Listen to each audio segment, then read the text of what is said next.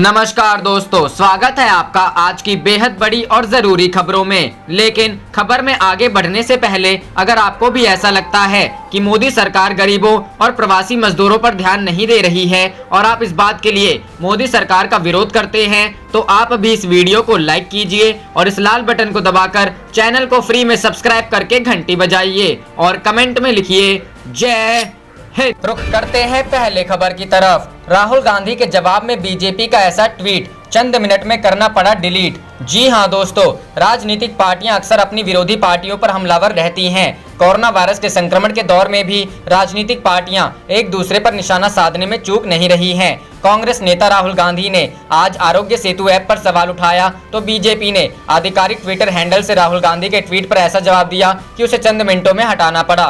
दरअसल केंद्र सरकार की ओर से कोरोना वायरस के खिलाफ लड़ाई में आरोग्य सेतु ऐप को काफी अहम बताया जा रहा है। सरकार की ओर से लगातार लोगों से आरोग्य सेतु ऐप को डाउनलोड करने की अपील की जा रही है। इस बीच कांग्रेस के पूर्व अध्यक्ष राहुल गांधी ने ट्वीट करते हुए आरोग्य सेतु ऐप पर सवाल खड़े कर दिए और उन्होंने डेटा सुरक्षा और प्राइवेसी संबंधी चिंताएं जाहिर की। राहुल गांधी के इस ट्वीट पर भारतीय जनता पार्टी के आधिकारिक ट्विटर हैंडल से एक ट्वीट किया गया। इस ट्वीट को करते हुए सवाल किया गया, क्या कहते हैं। साथ ही ट्वीट में एक फोटो भी पोस्ट की गई थी। हालांकि इस ट्वीट को कुछ ही मिनटों के बाद बीजेपी ने अपने ट्विटर हैंडल से हटा लिया। इस ट्वीट में एक पानी की टंकी के ऊपर एक जानवर है, टंकी पर कांग्रेस लिखा है। राहुल गांधी ने आरोग्य सेतु ऐप पर सवाल उठाए हैं। राहुल गांधी ने कहा, आरोग्य सेतु ऐप के जटिल निगरानी प्रणाली है जो एक प्राइवेट ऑपरेटर के लिए आउटसोर्स है, जिसमें कोई संस्थागत निरीक्षण नहीं है। इससे गंभीर डेटा सुरक्षा और गोपनीयता संबंधी चिंताएं बढ़ती है। रुख करते हैं अगली खबर की तरफ। अखिलेश का केंद्र पर हमला,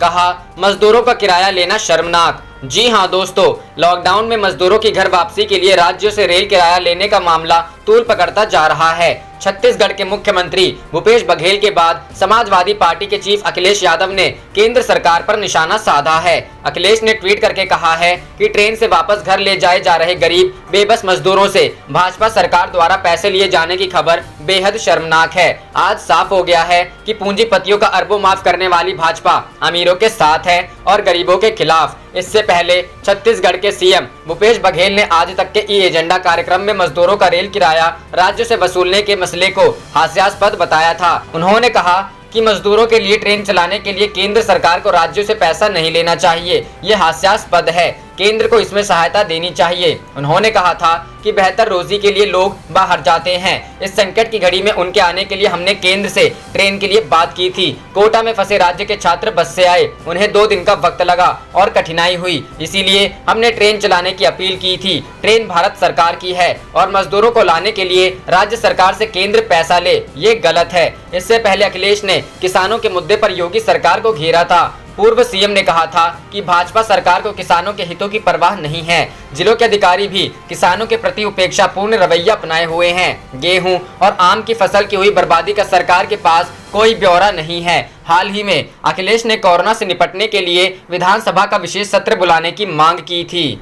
रुख करते हैं अगली खबर की तरफ। मजदूरों को निशुल्क घर वापस लाने का बीजेपी ने तोड़ा भरोसा, श्रमिकों से लिए जा रहे टिकट के पैसे। जी हां दोस्तों, उत्तर प्रदेश कांग्रेस अध्यक्ष अजय कुमार लल्लू ने भाजपा सरकार पर मजदूरों को छलने का आरोप लगाते हुए कहा है कि निशुल्क घर वापसी के केंद्र सरकार के भरोसे के विपरीत बेहाल श्रमिकों से टिकट का पैसा लिया जा रहा है। लल्लू ने शनिवार को कहा कि केंद्र सरकार ने लॉकडाउन बढ़ाने के साथ भरोसा दिया था कि मजदूरों को सोशल डिस्टेंसिंग के साथ निशुल्क घर वापस पहुंचाएगी, टिकट का पैसा राज्य सरकार अदा करेगी, लेकिन अब मजदूरों से पूरा पैसा वसूला जा रहा है। यही नहीं, टिकट से भी ज्यादा दाम वसूले जा रहे हैं। मजदूर अपने आप को ठगा महसूस कर रहे हैं। रुख करते हैं अगली खबर की तरफ। पीएम केयर कोष का सरकारी ऑडिट होना चाहिए, प्रियंका। जी हां दोस्तों, कांग्रेस महासचिव प्रियंका गांधी वाड्रा ने शनिवार को कहा कि आम लोगों से कोरोना वायरस के खिलाफ लड़ाई में योगदान के तौर पर पैसे लिए जा रहे हैं और ऐसे में पीएम केयर्स कोष का सरकारी ऑडिट होना चाहिए। उन्होंने उत्तर प्रदेश के भदोही जिले में लोगों से पीएम केयर्स कोष में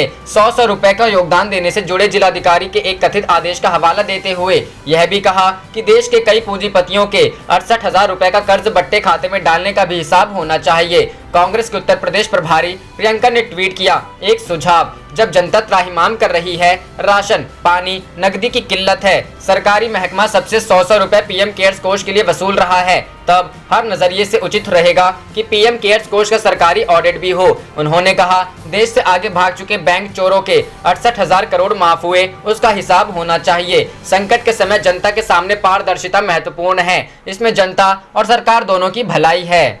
रुख करते हैं अगली खबर की तरफ। ममता ने धनखड़ पर लगाया सत्ता हड़पने की कोशिश करने का आरोप। जी हां दोस्तों, पश्चिम बंगाल की मुख्यमंत्री ममता बनर्जी ने शनिवार को राज्यपाल जगदीप धनखड़ पर आरोप लगाया कि वह कोरोना वायरस संकट के दौरान सत्ता हड़पने की कोशिश कर रहे हैं। उन्होंने कहा कि उनके और राज्य मंत्रियों एवं अधिकारियों के खिलाफ राज्यपाल के बयानों को अपमानजनक करार दिया जा सकता है। इसके जवाब में राज्यपाल ने कहा कि यह झगड़ने का समय नहीं है। उन्होंने कहा कि मुख्यमंत्री का पत्र तथ्यों और कानून दोनों आधार पर मजबूत नहीं है। मुख्यमंत्री को पिछले हफ्ते राज्यपाल ने 2 पत्र भेजे थे, जिसके बाद ममता ने यह तीखी टिप्पणी की है। दरअसल कोविड-19 के प्रसार के प्रति पश्चिम बंगाल सरकार की प्रतिक्रिया के मद्देनजर राजभवन और नबन्ना राज्य सचिवालय के बीच तकरार चल रही है। ममता ने धनखड़ को 13 पृष्ठों के अपने जवाब में कहा, एक राज्यपाल से एक निर्वाचित मुख्यमंत्री को इस तरह के शब्द और इस तरह की विषय वस्तु, अभिप्राय और लहजे वाले पत्र भारत के संवैधानिक एवं राजनीतिक इतिहास में पूर्ण रूप से अप्रत्याशित है। उन्होंने कहा, मेरे और मेरे मंत्रियों तथा मेरे अधिकारियों के खिलाफ आपके राज्यपाल के शब्द अपमानजनक, असंयमित, भयादोहन करने वाले और निंदनीय बताए जा सकते हैं। ममता ने राज्यपाल पर उपदेश देने और संवैधानिक नियमों का खुद पालन किए बगैर उसका प्रवचन देने तथा उल्लंघन करने का आरोप लगाया। उन्होंने कहा कि राज्यपाल उनकी मुख्यमंत्री की नीतियों से सहमत नहीं हो सकती हैं, लेकिन दुर्भाग्य से इसे उनके संज्ञान में लाने के अलावा उनके पास और कोई शक्ति नहीं है। रुख करते हैं अगली खबर की तरफ। यूपी भुखमरी के कगार पर पहुंचे गरीब मजदूरों को बांटने के लिए भेजा गया 95 कुंटल राशन गायब। जी हां दोस्तों, लॉकडाउन की वजह से देश के करोड़ों गरीब मजदूरों वर्ग का काम धंधा बंद हो गया है, जिसकी वजह से उनके ऊपर रोजी रोटी का संकट मंडराने लगा है। इतना ही नहीं, कई लोग तो अब भुखमरी के कगार पर पहुंच गए हैं। इस हालत में उनके लिए राहत की बजाय एक और बुरी खबर सामने आई है।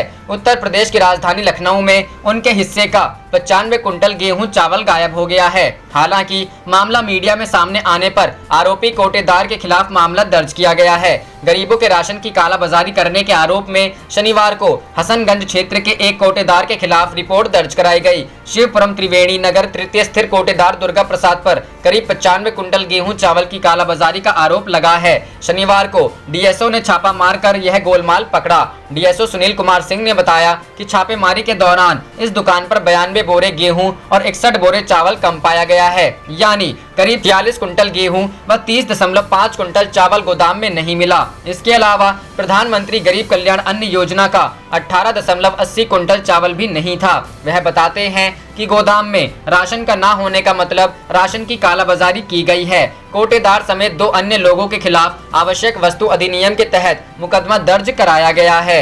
रुख करते हैं अगली खबर की तरफ। राहुल ने उठाए सवाल, आरोग्य सेतु एक जासूसी सिस्टम, लोगों की इजाजत के बिना इसे थोपना गलत। जी हां दोस्तों, भारत में कोरोना वायरस के बढ़ते मामलों को देखते हुए लॉकडाउन की अवधि को 2 सप्ताह के लिए और बढ़ा दिया गया है।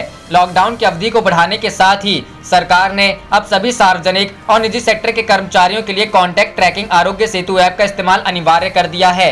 एक तरफ केंद्र सरकार आरोग्य सेतु ऐप का विस्तार कर रही है, तो वहीं दूसरी तरफ कांग्रेस के राहुल गांधी ने आरोग्य सेतु ऐप पर सवाल उठाए हैं। राहुल गांधी ने ट्वीट किया, आरोग्य सेतु ऐप एक परिष्कृत निगरानी प्रणाली है जो एक प्राइवेट ऑपरेटर द्वारा आउटसोर्स है, जिसमें कोई संस्थागत निरीक्षण नहीं किया जा रहा है। उन्होंने लिखा, इस ऐप के प्रति गंभीर डेटा सुरक्षा और गोपनीयता संबंधी चिंताएं हैं। प्रौद्योगिकी हमें सुरक्षित रखने में मदद कर सकती है, लेकिन एक यूजर की सहमति के बिना नागरिकों को ट्रैक नहीं किया जाना चाहिए। भय के नाम पर लाभ उठाना गलत है। उल्लेखनीय है कि आरोग्य सेतु ऐप की पूरी दुनिया में चर्चा हो रही है। आरोग्य सेतु ऐप का उद्देश्य कोरोना वायरस की चेन को तोड़ने के लिए प्रभावी उपयोग सुनिश्चित करना है।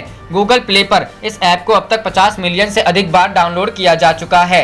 इस ऐप को गृह मंत्रालय द्वारा निजी और सार्वजनिक दोनों सेक्टर के सभी कर्मचारियों के लिए अनिवार्य किए जाने के भी निर्देश दिए गए हैं। रुख करते हैं अगली खबर की तरफ। कांग्रेस का सरकार से सवाल, कब खत्म होगा लॉकडाउन और इससे बाहर कैसे निकलेगा देश। जी हां दोस्तों, कांग्रेस ने देश में लॉकडाउन की मियाद 17 मई तक बढ़ाए जाने को लेकर शनिवार को प्रधानमंत्री नरेंद्र मोदी से सवाल किया कि इससे बाहर निकलने की उनकी सरकार की योजना क्या है और यह पूरी तरह खत्म कब होगा।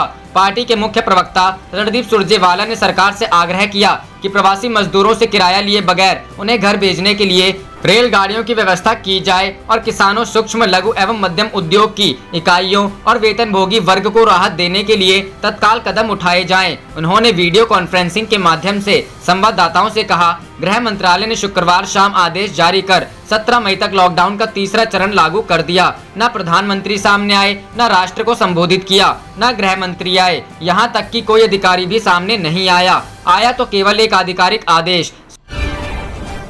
आप देख रहे थे आपका अपना चैनल जय हिंद, जय भारत।